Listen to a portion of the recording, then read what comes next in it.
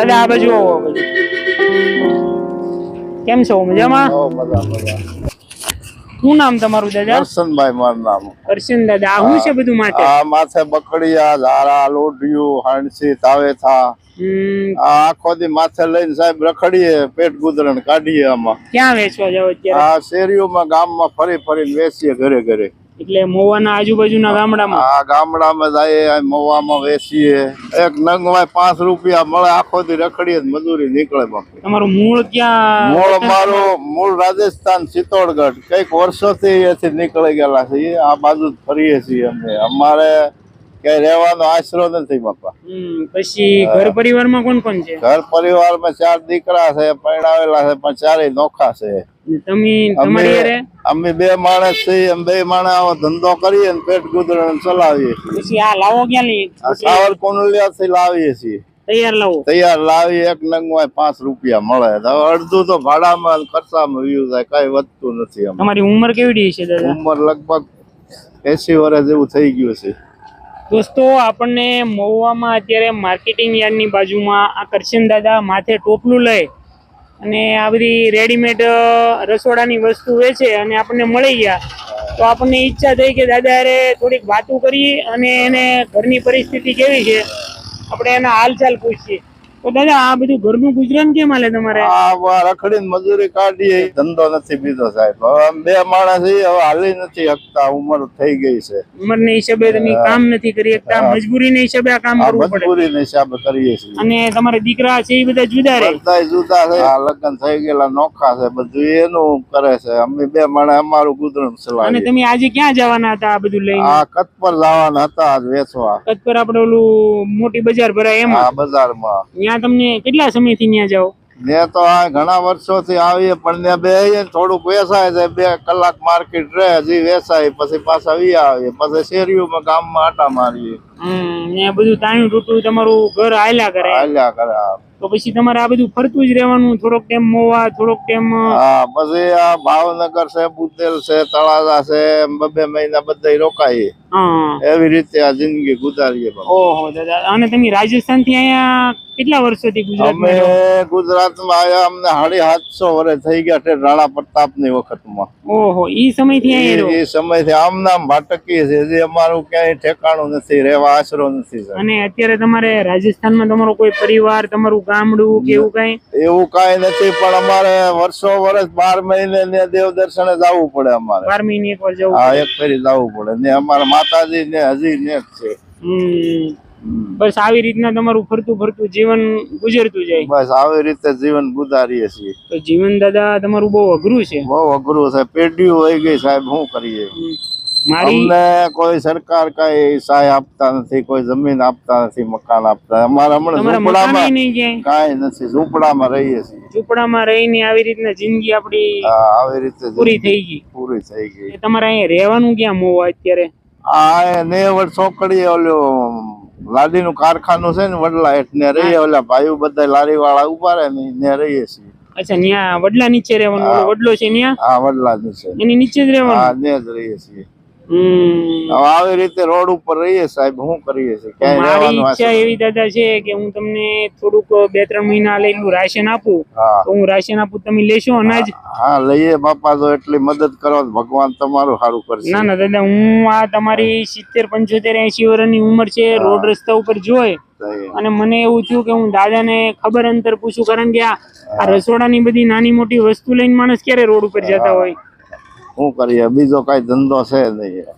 દોસ્તો, આપણને કરશન દાદા રસ્તામાં મળી ગયા છે. અને જો આવા તવીથા છે અને ઘણી બધી રસોડાની વસ્તુ હોય અને લઈને જતા હોય તો મને મળવાનું મન થયું અને ઈચ્છા થઈ.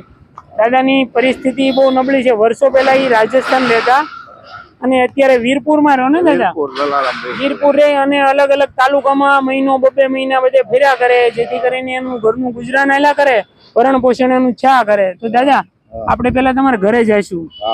ઘરે જઈ અને પછી હું તમને પેલા મૂકી જાઉં, બરોબર? પછી હું તમને છે ને 3 મહિનાનું રાશન આપી જાઉં, બરોબર? બીજું કઈ તબિયત પાણી કેવા રહી તમારા? તબિયત પાણી તો આ મજૂરી કરીએ એટલે ભગવાનની દયાથી સારું છે. પગ નથી હાલતા, ગોઠણ બહુ દુખે છે. પગ નથી હાલતા ને ગોઠણ દુખ્યા કરે.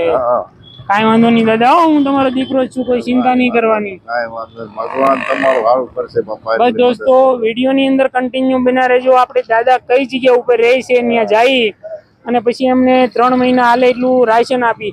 દાદા ખુશ ને? ખુશી. આ ઓછામાં ઓછું 20-25 કિલો વજન લઈને આખો દી રખડીએ. 20-25 કિલો વજન લઈને તમે આખો દિવસ બધે ફર્યા કરો? કાંઈ વાંધો નહીં હો દાદા, ચિંતા નહીં કરો. દોસ્તો, વિડીયોની અંદર કન્ટિન્યુ બના રહેજો. આપણે દાદા જે જગ્યા ઉપર રહે છે ત્યાં જઈએ છીએ. તો દાદા હાલો ધીમે ધીમે આપણે હો ને. હાલો. બીજે કઈ આશરો નથી રહેવાનો. હા, તો અહીંયા રાત્રિના તકલીફ ન પડે દાદા? તકલીફ પડે, મસરાન બહુ કર્યા પણ ક્યાંય રહેવાનું નથી. ક્યાં જવું છે? કાઈ નહીં, રહેવાનું તો દાદા હાવ ખુલ્લું છે ને બહુ અઘરું. આ બધો તમારો સામાન પડ્યો એમ ને? હા, સામાન છે બધો. આખો દી ધંધો કરવા જાય, અહીંયા આવીને હુઈ રહીએ, રાંધીને ખાઈએ, રોટલા બોટલા બનાવીને અહીંયા હુઈ જાય. બરોબર છે. હા, જીવન દાદા બહુ અઘરું તમારું. હા, ભગવાન એવો અવતાર આપ્યો છે, પૂરો કર્યા વગર. ના ના, આપણા તબિયત પાણી અને આપણે મહેનત કરતી રહેવાની, તબિયત પાણી સારા રાખવાના, જેથી કરીને આપણે શું છે મહેનત કરતા રહીએ ને આપણું ઘરનું ગાડું ભગવાન ભરોસે બધું હાલ્યા કરે. મજૂરી કરીએ ને આ લોખંડ ઉપાડીએ વેચીએ રખડીએ એટલે તબિયતમાં વાંધો નથી પડે. પગ ગોઠણ રખડી રહ્યા ગયા. ઉંમર પ્રમાણે અત્યારે ગોઠણની તકલીફ તો બધાને છે દાદા, બરોબર ને? હાલી ઓછું હકાય, હલાતું નથી. અમારો ધંધો સાહેબ રખડ્યા વગર થતો નથી. આખો દી ફરવું પડે. શેરીમાં ને ઘરે ઘરે બધે ફરવું પડે. શું નામ માં તમારું? સીતાબેન. સીતાબેન, હા. તબિયત પાણી સારા રે? મતા નથી રે. શું તકલીફ છે? હા, હાથ પગ ને બધા દુખે, માથું ને એવું. માથું ને એવું બધું દુખ્યા કરે? બધું દુખ્યા રાખે, હાથ પગ ચક્કર ચડે, બધું થાય. આ દાદા મને રસ્તામાં મળી ગયા. હા. તો મેં કીધું હાલો હું મારે તમારું ઘર જોવું ને કઈ રીતના તમે અહીંયા રહ્યો છો ને શું છે. બાકી તો આનંદ ને? આનંદ છે, બેઠા છીએ. આમ તો કઈ ધંધો છે ને. આ દાદા એ બધી મને વાત કરી. તો કઈ ચિંતા નહીં કરો, હું તમને 2-3 મહિના હાલે એટલું અનાજ આપી દઉં. મળી? આ બધું રહેવાનું તમારે બહુ અઘરું છે અહીંયા. અમે વીરપુર રહીએ, દલારામ વીરપુર રહીએ છીએ. આ દાદા એ મને બધી વાત કરી. તો તમારી ઉંમર એ ઘણી છે અને આનંદ થી રહેવાનું દાદા. તમારે રહેવાની દયા હોય તો આમ તો તમારું ભગવાન માતાજી સારું કરશે. અમારો કોઈ બીજો આધાર નથી. બસ દાદા, અમે તો તમારી જેવા વૃદ્ધ અને નિરાધાર લોકો હોય, મહેનત કરતા હોય એવા લોકોને અમારથી બનતી મહેનત કરીને મદદ કરીએ ને, બરોબર? અમારા ધંધા ભાંગી ગયા, કઈ ધંધો નથી હાલતો. પેલા જૂનો આમળા રિપેરિંગ કરતા એ ધંધો બંધ થઈ ગયો. હવે તૈયાર લાવીને વેચી, આમે કઈ મળતું નથી. અચ્છા, અત્યારે બધો હરીફાઈ નો ધંધો થઈ ગયો કે નહીં? બસ દોસ્તો, વિડીયોની અંદર કન્ટિન્યુ બના રહેજો. આ વડલાના ઝાડની નીચે કરશન દાદા અને સીતામાં ને સીતામાં બંને રહે અને એનું આમાં બધું ગુજરાન કર્યા કરે. આવા બધા ઘરના રસોડાના રેડીમેડ વસ્તુ વેચી અને એમાં એનું ઘરનું ગુજરાન કર્યા કરે. તો દાદા હું થોડીક વારમાં આવું છું. દાદા આવો. હું તમારા માટે અનાજ લાવ્યો. કેવું લાગ્યું? બહુ સારું લાગ્યું. બહુ સારું લાગ્યું. તમારામાં 2-3 મહિના વહી જશે, બરોબર? 2-3 મહિના નીકળી જાય અમારા. એને કઈ ચિંતા નહીં. અને ઉંમર તમારી ઘણી છે દાદા. ખાઈ પીને જે મહેનત થઈ કરવાની, બરોબર? બીજું ક્યાંય ગયો? બસ હવે તમે આપ્યું છે, ખાયું પીયું, આશીર્વાદ દેવું તમને. અમારી ટીમ છે ને દાદા, પીએમ કલ્સરિયા, એ તમારી જેવા વૃદ્ધ લોકો હોય ને દાદા, એને આવું 2-3 મહિના હાલે એટલું રાશન આપે. તો અમારી ટીમ ને હું આશીર્વાદ આપશું? અરે ભગવાન તમારું સારું કરે ને હું તમને કહું, ખૂબ ખૂબ આશીર્વાદ આપશું તમને. બસ તમારા આશીર્વાદ અમને કાયમ મળતા રહે આવી રીતે.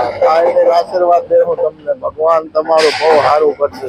દોસ્તો, આવી રીતના આપણે વૃદ્ધ અને મહેનત કરતા લોકો હોય એને આપણે સપોર્ટ રૂપી બનીએ. તમારી આજુબાજુમાં કોઈ આવું વૃદ્ધ લોકો હોય અને મહેનત કરતું હોય તો એને તમે પણ સપોર્ટ રૂપી બનજો. આ અત્યારે મહુવાની નેહવડ ચોકડી છે. કોઈ મહુવાના લોકો આ સાઈડ આવતા હોય તો આ દાદાને થોડીક મદદ કરવી. મદદ એટલે એને કાંઈ તમારે દેવાનું નથી, પણ એની પાસે રસોડાની કાંઈ પણ વસ્તુ તમે લેજો એટલે તમે ઘણી બધી મદદ કરી કહેવાય. મળી એને 5 રૂપિયા મળે અને ઘરનું ગુજરાન હાલ્યા કરે. બહુ દોસ્તો, આવી રીતના પ્રેમ સપોર્ટ આપતા રહેજો.